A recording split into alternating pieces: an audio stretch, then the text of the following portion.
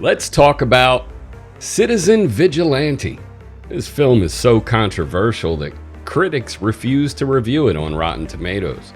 Only audience reviews are available, and of course, it has a 94% from those who have finally found the alt-right superhero they've been dreaming of for years now, while probably pleasuring themselves to the idea, of course.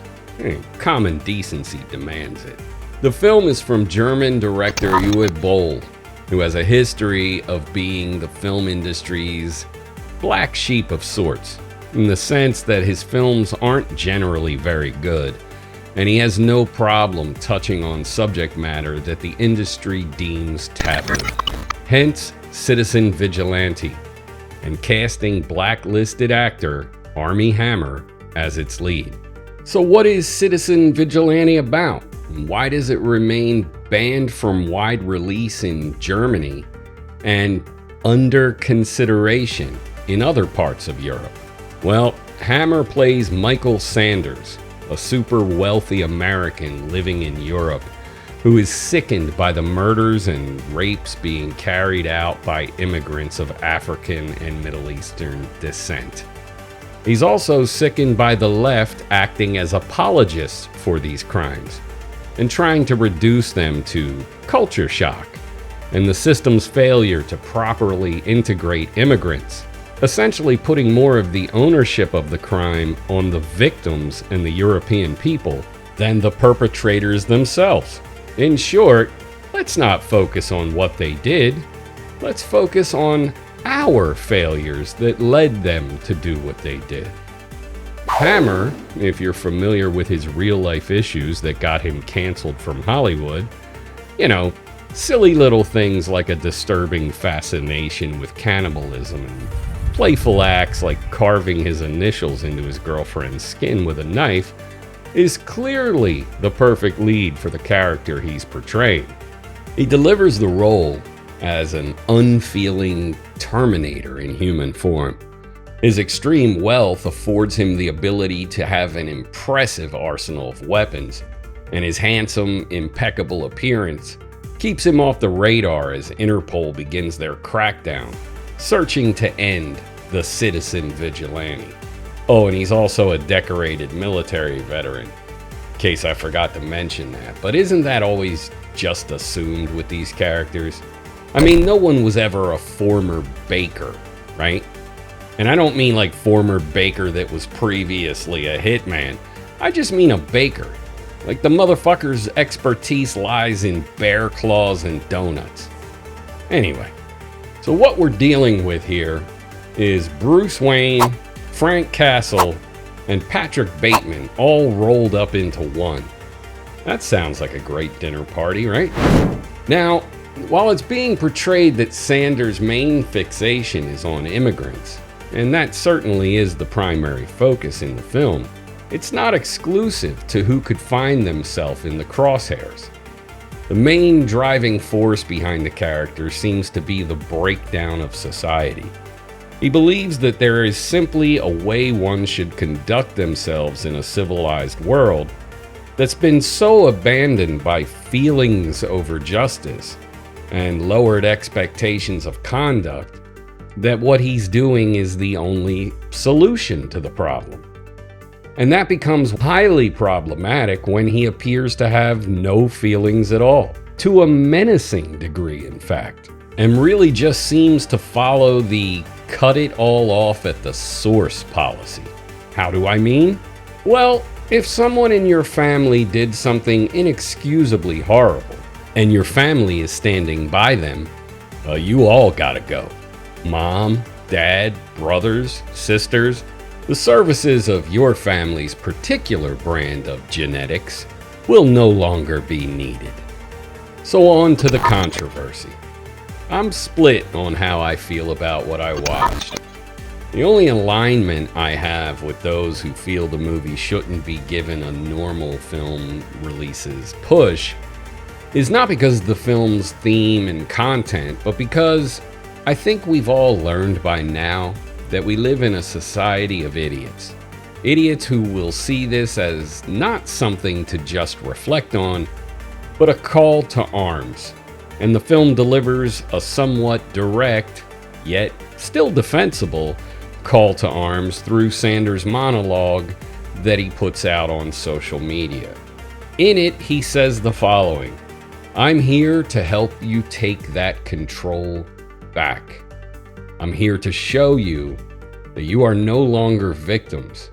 I'm here to show you that it's time to go out and show these fuckers that they aren't getting away with it anymore. Remember, I do this for you until you learn to do it for yourself." Then we fade to black and the following appears on the screen. This film is dedicated to the thousands of rape and murder victims in Europe who were betrayed by our legal system. Seems pretty pointed, no? But obviously Bull could say, the character is fantasy, but the inspiration for the film is not. You see? Defensible. So if one is, let's say, a crack-minded jackass who's entirely unremarkable and can't understand that they merely just watched a movie, they may view it as their opportunity to go out, carry out justice of their own, and finally find one of those identities that they've heard so much about. It sucks, but these are the realities of our time, and bad ideas spread like viral pathogens on the internet. Now, all that said, what are we really looking at here? Well, as someone who was born in the 70s and who watched films my whole life, we're simply watching Death Wish Reborn. This is Paul Kersey.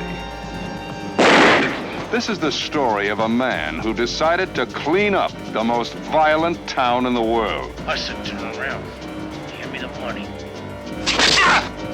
He begins where all the super cops leave off.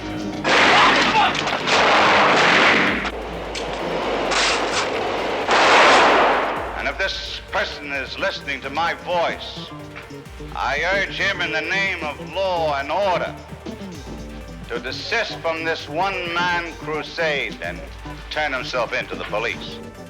Let's see the money, man. Call him a mad vigilante. Call him a hero. Either way, he's always on target. We want you to get out of New York. Permanently. Never make a death wish. Because a death wish always comes true. And you get to love it. No more, no less.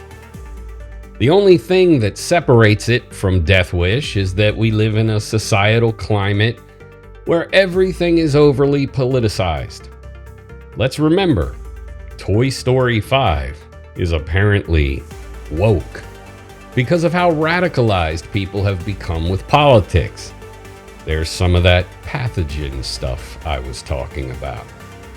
I personally didn't find the film offensive because I always enjoy watching bad people get what's coming to them in a film. I think we all do. And hell, if you want to see a film where people are just being targeted specifically for who they are and not what they've done, go check out The Boys Next Door. These are the kind of films I grew up watching in the 80s. They were commonplace. But I'm also able to make a clear distinction between actions that make for an entertaining film and how that same behavior would make for a horrifying social practice. Overall, Citizen Vigilante is nothing special as a film. It's fine. It's exactly what you'd expect from Uwe Boll and a film in its genre.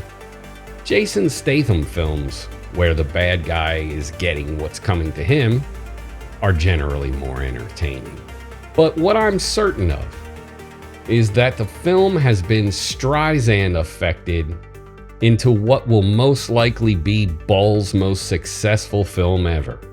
It will take on life far beyond its merits of filmmaking Its poster will hang on walls, and there will be those that will probably get Hammer's character tattooed on their skin.